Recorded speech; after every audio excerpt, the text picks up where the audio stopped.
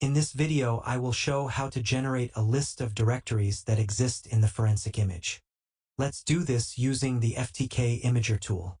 This directory listing can be useful if you want to identify some content in the image.